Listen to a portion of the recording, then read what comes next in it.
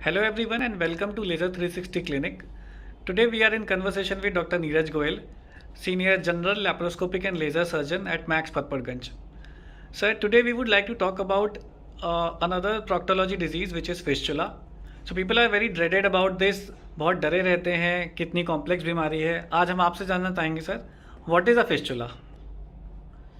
या fistula in एनो या anal fistula, अगर बहुत कन्वेंशनल लैंग्वेज में मैं बोलूं तो उसको लोग भगंदर भी बोलते हैं. जी सर. सो एनल फिस्टुला या fistula in ano is a communication. It is a tunnel between anal canal और स्किन जो उसके आसपास की है. So this is a communication और a tunnel with two openings. One opening is towards the anal canal. So the tunnel runs in the soft tissue and somewhere around the anal canal in the hip area or just around the anal opening, this external opening is there. So it starts from the inside, that is from anal canal, the tunnel comes and then it opens on the skin surface. So this kind of complete communication from anal canal till the skin is anal fistula or fistula in anal. Okay sir. क्या reasons होते हैं या क्या cause होते हैं sir fistula होने के किसी को? सबसे कॉमन कारण फिस्टुला बनने का है एनल कैनाल की ग्लैंड के वॉल में कुछ ग्लैंड्स होती है, एनल ग्लैंड्स. जो एनल ग्लैंड्स हैं एनल कैनाल की वॉल में, उनमें इन्फेक्शन हो जाता है. Okay.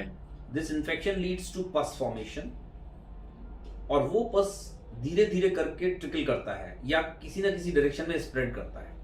So an abscess in the wall of the anal canal, usually sphincters के बीच में glands और उनसे वो infection leading to pus formation. So this abscess in the wall of the anal canal which gradually spreads and it doesn't dry up due to so many factors. The person's immunity may be low or the infection may be more severe.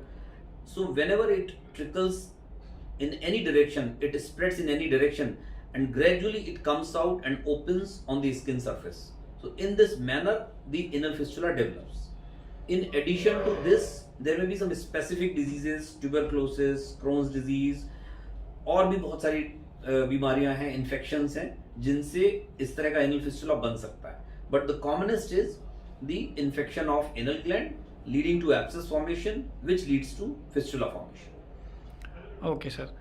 अगर हम patient की तरफ से देखें sir, तो हमें कैसे पता चलेगा, किसी पेशेंट को कैसे पता चलेगा कि उन्हें फिस्टुला है? पेशेंट को एक छोटी सी फुंसी जैसा, एक फ्रंकल, एक बॉयल के जैसा कुछ अपीयर होगा फर्स्ट टाइम एनल ओपनिंग के सराउंडिंग एरिया में कहीं पर भी. It may be anywhere in 360 degree around the anal opening at any distance. 1 centimetre, 2 centimetre, 3 centimetre पे एनल कैनाल की वर्ज से एक इस तरह का कोई छोटा सा बॉयल या फुंसी फोड़ा जैसा अपीयर होगा जो कि थोड़ा पेनफुल भी होगा और वो फिर उसके बाद बर्स्ट कर जाएगा which will lead to release of the pus and infected material. So first time the person will experience this and most of the people will assume that this is a boil, it is a funsi or foda, common thing, and which has led to this. But this will not end here. Sometimes it may dry up like this and then it may continue again accumulating the fluid from inside in the tract, and after a few weeks or few months again the patient will have same symptom. Or if the person goes to the doctor, he may be treated by medicines. So many patients, they go first to the physician or maybe gynecologist. Ladies, they go to the gynecologist. So there the treatment may be on the basis of a fruncle or a boil. So in those cases it will heal, but due to the communication from inside, it will not completely close or it will not permanently heal. After a few weeks or months, again the same thing will happen. So this will keep on happening. So a classical patient of fistula, वो जब हमारे पास आते हैं तो ये बताते हैं कि ये करीब 6 महीने 1 साल से है, बार बार वहाँ पे फोड़ा बनता है और फूट जाता है and it is not closing. Pain होता है लेकिन अब पेन कुछ नहीं है, ड्राई है, मैं जब दवाइयाँ ले लेता हूँ तो ठीक हो जाता हूँ. This is how the patients of anal fistula classically present. Okay sir. अब जैसे कोई पेशेंट प्रेजेंट करता है तो आपका फर्स्ट लाइन ऑफ ट्रीटमेंट या बोलना चाहिए कि पेशेंट को क्या करना चाहिए या कब आके आपके पास दिखाना चाहिए उसे? एक कॉमन रिकमेंडेशन है, कॉमन एडवाइस है सभी बीमारियों के लिए, सभी पेशेंट्स के लिए, अर्लियर द बेटर. जब भी कोई सिम्टम है एक एक्सपर्ट एडवाइस ले लीजिए. एक्सपर्ट एडवाइस से हमें ये पता चल जाएगा कि ये कुछ और तो नहीं है, छोटी सी प्रॉब्लम होगी वहीं के वहीं वो ठीक हो जाएगी, आगे के लिए प्रिकॉशंस पता चल जाएंगे, बढ़ेगा नहीं।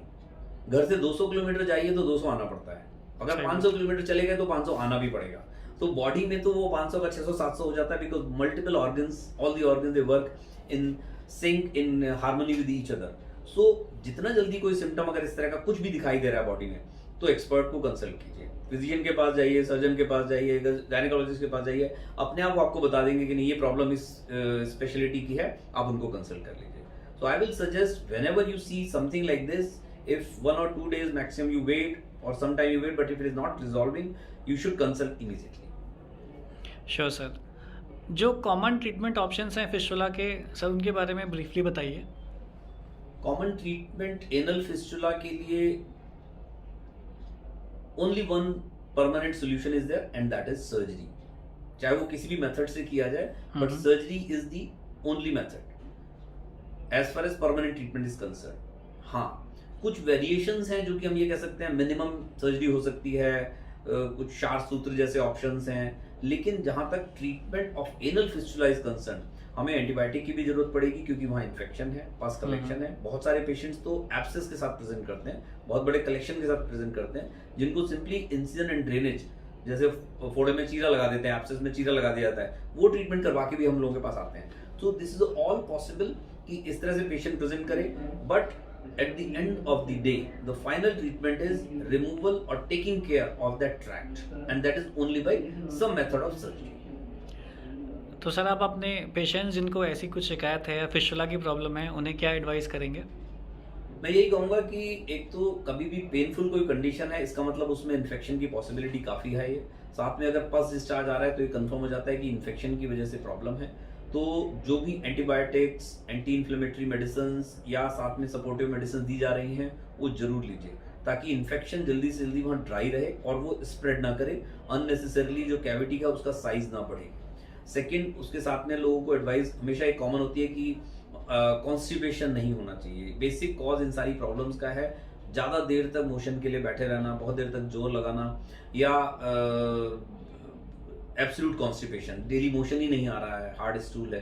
तो ये ध्यान रखें कि अपने लाइफस्टाइल से, अपने खाने पीने से, नींद पूरी रख के, ज़्यादा चिंता न करके हमें कॉन्स्टिपेशन अवॉइड करना है। साथ में अगर इस तरह का कोई सिम्टम फिस्टुला की ओपनिंग वाला और डिस्चार्ज वाला है, तो हल्के गुनगुने पानी में cleaning is a very good idea. Sitz bath as we call it, after motion, sit in lukewarm water in a tub with some betadine solution or potassium permanganate, an antiseptic solution added to that water.